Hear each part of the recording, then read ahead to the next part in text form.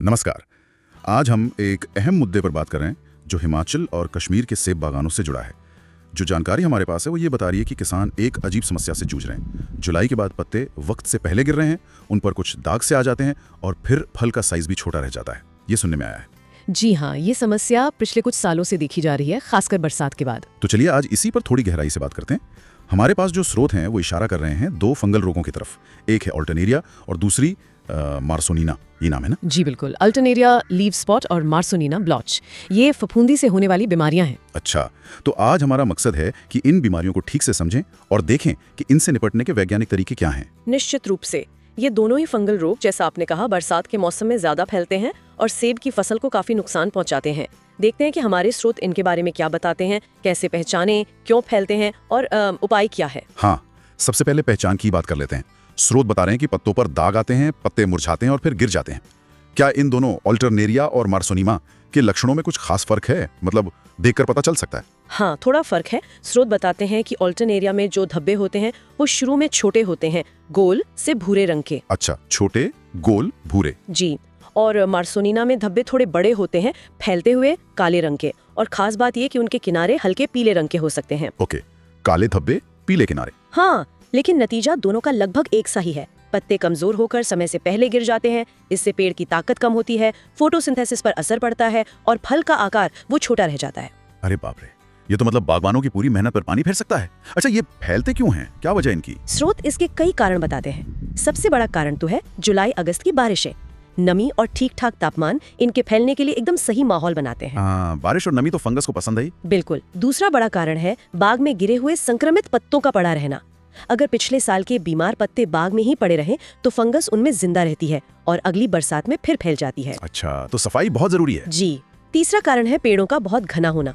अगर कैनोपी मतलब पेड़ों का ऊपरी फैलाव बहुत घना है तो हवा ठीक से नहीं चल पाती, धूप अंदर तक नहीं पहुंचती, पत्ते देर तक गिले रहते हैं। समझ गया, नमी बनी रहती है मतलब। हाँ, और चौथा कारण है कि कई बार किसान जो रेकमेंडेड स्प्रे शेड्यूल होता है, जो विशेषज्ञ बताते हैं, उसका ठीक से पालन नहीं कर पाते। या तो स्प्रे छूट जाता है या सही समय पर नहीं होता। यानी कई चीजें हैं जिन पर ध्यान देना होगा। तो फिर समाधान क्या है? इन रोगों से लड़ा कैसे जाए? श्रोता एक बहुत ही व्यवस्थित मतलब साइंटिफिक तरीका अपनाने को कहते हैं। इसमें दो मुख्य बातें हैं। पहला कदम है ऑर्चर्ड सैनिटेशन, मतलब बाग की साफ सफाई। साफ सफाई। जी। इसका मतलब है कि नवंबर तक बाग में जितने भी गिरे हुए पत्ते हैं, खासकर संक्रमित पत्ते, उन्हें इकट्ठा करके या तो जला दें या फिर सही ढंग से उनकी खाद बना दें।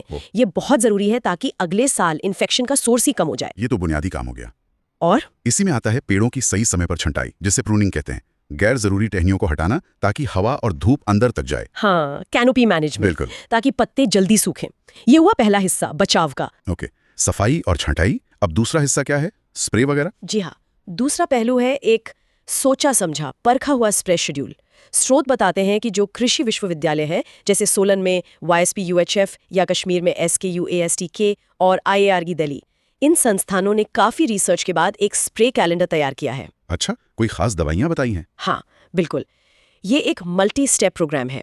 अलग अलग स्टेज पर अलग अलग फफूंदी नाशक यानी फंगिसाइड इस्तेमाल करने की सलाह है। जैसे कली आने के समय अलग, फूल आने से पहले अलग, फल लगने के बाद अलग। फिर मॉनसून शुरू होने पर जुलाई में खास तौर पर जिनेब या डाइफेनोकोनाजोल। अगर अगस्त में संक्रमण दिखे तो लूना एक्सपीरियंस। और फसल कटाई के बाद अक्टूबर में भी एक स्प्रे है कॉपर ऑक्सीक्लोराइड का। बाप रे, ये तो काफी लंबा शेड्यूल है। हाँ, ये पूरे सीजन की सुरक्षा के लिए है। पूरी लिस्ट और मात्रा हमारे श्रोता शो नोट्स में देख सकते हैं। और एक बहुत जरूरी बात जो स्रोत बताते हैं, हर स्प्रे के साथ एक अच्छा स्प्रेडर या स्टिकर जरूर मिलाएं। स्टिकर? वो क्यों? वो एक तरह का एजेंट होता है जो दवा को पत्तों पर चिपकने और फैलने में मदद करता है, ताकि बारिश हो तो दवा आसानी से धुले नहीं, उसका असर ज्यादा देर रहे। अच्छा, ये तो काम की बात है। क्या कोई जैविक विकल्प भी हैं? आजकल लोग वो भी पूछते हैं। हाँ, स्रोत में इसका भी जिक्र है। जैसे नीम का तेल लगभग 5 ml प्रति लीटर पानी में मिलाकर हर 10 दिन पर स्प्रे करना, और एक ट्राइकोडर्मा नाम की बायोफंगिसाइड आती है, उसे कंपोस्ट खाद में मिलाकर जड़ों के पास डालना भी फायदेमंद बताया गया है। ये एक इंटीग्रेटेड अप्रोच है, दोनों चीजें साथ साथ चलनी चाहिए। और समय का बहुत महत्व है। स्रोत इस पर खास जोर देते हैं। अक्टूबर से मार्च तक बाग की सफाई और पेड़ों का प्रबंधन, ये है रोकथाम की नींव। और फिर अप्रैल से लेकर सितंबर तक वो जो स्प्रे का कैलेंडर है, वो है सुरक्षा कवच। को इन फंगल रोगों से बचाने के लिए एक दोहरी रणनीति चाहिए। और जाते जाते एक सवाल सोचने के लिए छोड़ जाते हैं। ये जो वैज्ञानिक तरीके हैं ये तो ठीक है और कारगर भी हैं, पर क्या इनके साथ साथ स्थानीय स्तर पर कोई पुरानी पारंपरिक पद्धतियां या कोई नई तकनीकें भी हो सकती हैं जो शायद इन वैज्ञानिक तरीकों के साथ मिलकर बागों को लंबे समय तक स्वस्थ रखने में और मदद कर सके? इस पर भी विचार किया जा सकता है।